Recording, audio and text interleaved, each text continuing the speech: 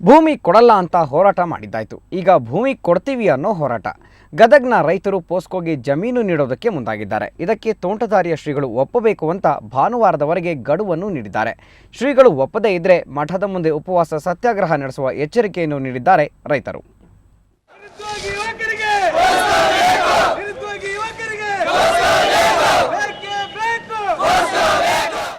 ಭೂಮಿ ಕೊಡಲ್ಲ ಅಂತ ಹೋರಾಟ ಮಾಡಿದ್ದಾಯಿತು.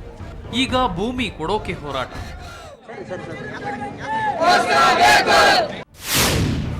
ಭೂಮಿ ಕೊಡಲ್ಲ. ಪೋಸ್ಕೋ ಕಂಪನಿಗೆ ಭೂಮಿ ನೀಡೋದ್ರ ವಿರುದ್ಧ ಗದಗದಲ್ಲಿ ತೀವ್ರ ವಿರೋಧ ವ್ಯಕ್ತವಾಗಿದೆ. ತೋಂಟದಾರ್ಯ ಶ್ರೀಗಳು ಸೇರಿದಂತೆ ಹಲವು ಮಠಾಧೀಶರ ವಿರೋಧದ ಹಿನ್ನೆಲೆಯಲ್ಲಿ ಪೋಸ್ಕೋ ಯೋಜನೆಯನ್ನ ಗದಗ್ನಿಂದ ಸರ್ಕಾರ ಕೈಬಿಟ್ಟಿತ್ತು. ಈ ಕುರಿತು ತೋಂಟದಾರ್ಯ ಶ್ರೀಗಳಿಗೆ ಸರ್ಕಾರ ಅಧಿಕೃತ ಪತ್ರವನ್ನು ನೀಡಿತು. ಭೂಮಿ ಕೊಡ್ತೀವಿ. ಆದರೆ ಈಗ ಈ ಯೋಜನೆ ಟ್ವಿಸ್ಟ್ ಪಡೆದುಕೊಂಡಿದೆ. ಯೋಜನೆಗೆ ಭೂಮಿ ಕೊಡಲು ಒಂದು ಗುಂಪಿನ ರೈತರು ರೆಡಿಯಾಗಿದ್ದಾರೆ. ಕೈಗಾರಿಕೆ ಸ್ಥಾಪನೆಗೆ ಭೂಮಿ ನೀಡಲು ಸಿದ್ಧವಿರುವ ರೈತರು ಮುಂಡರಗಿಯ ಅನ್ನದಾನೇಶ್ವರ ಶ್ರೀಗಳನ್ನ ಭೇಟಿಯಾಗಿದ್ರು. ಆದರೆ ಶ್ರೀಗಳು ಮೌನಾಚರಣೆ ಇರುವ ಕಾರಣ ಅವರೊಂದಿಗೆ ಮಾತನಾಡಲಾಗದೆ ವಾಪಸ್ಸಾದರು. ಇತ್ತ ತೋಂಟದಾರ್ಯ ಶ್ರೀಗಳು ತಮ್ಮ ನಿಲುವಿಗೆ ಬದ್ಧ ಎಂದಿದ್ದಾರೆ.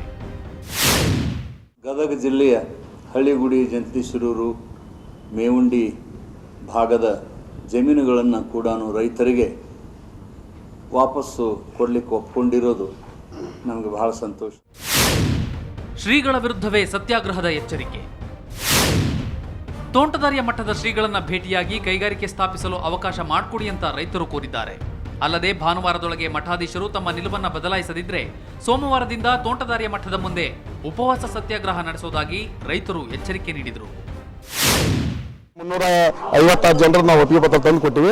ದಯಮಾಡಿ ನಮ್ಮ ಜಿಲ್ಲೆ, ನಮ್ಮ ಗ್ರಾಮ ಬಿಟ್ಟು ನೀವು ಬೇರೆ ಕಡೆಗೆ ಸ್ಥಳಾಂತರ ಮಾಡಬೇಡ್ರಿ ಅಂತ ನಾವು ಮನವಿ ಮಾಡಿಕೊಂಡಾಗ ಅವರು, ನೋಡಪ್ಪ ನೀನು 356 ಅಲ್ಲ, ನಿಮ್ಮಲ್ಲಿ ಇರ್ತಕ್ಕಂಥ ಇಷ್ಟು 536 ಜನ ರೈತರನ್ನು ಒಪ್ಪಿಗೆ ಕೊಟ್ಟರು ಕೂಡ ನಾನು ನಿಮ್ಮ ಗ್ರಾಮದೊಳಗೆ ನಾನು ಪೋಸ್ಕೋ ಕಂಪ್ನಿಗೆ ಅವಕಾಶ ಕೊಡಲ್ಲ.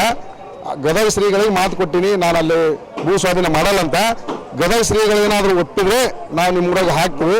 ಆದ್ದರಿಂದ ನೀವು ಗದಗ ಶ್ರೀಗಳನ್ನು ಒಪ್ಪಿಸ್ತಕ್ಕಂಥ ಕೆಲಸ ಮಾಡ್ರಿ ಅಂತ ಹೇಳಿದ್ರು. ಗದಗಕ್ಕಿಲ್ಲ ಪೋಸ್ಕೋ. ಇತ್ತ ಬೆಂಗಳೂರಿನಲ್ಲಿ ಮಾತನಾಡಿದ ಸಿಎಂ ಯಡಿಯೂರಪ್ಪ ಗದಗ್ನಲ್ಲಿ ಯಾವುದೇ ಕಾರಣಕ್ಕೂ ಪೋಸ್ಕೋ ಕಂಪನಿ ಸ್ಥಾಪಿಸೋದಿಲ್ಲ ಅಂತ ತಿಳಿಸಿದ್ದಾರೆ. ಅಲ್ಲದೆ ರೈತರ ವಿರೋಧದ ನಡುವೆ ಯಾವುದೇ ಕಂಪನಿಗಳನ್ನ ಸ್ಥಾಪಿಸೋದಿಲ್ಲ ಅಂತ ಹೇಳಿದರು. ಈಗಾಗಲೇ ನಾನು ಜಿಲ್ಲಾಧಿಕಾರಿಗಳು ಸೂಚನೆ ಕೊಟ್ಟಿದ್ದೇನೆ.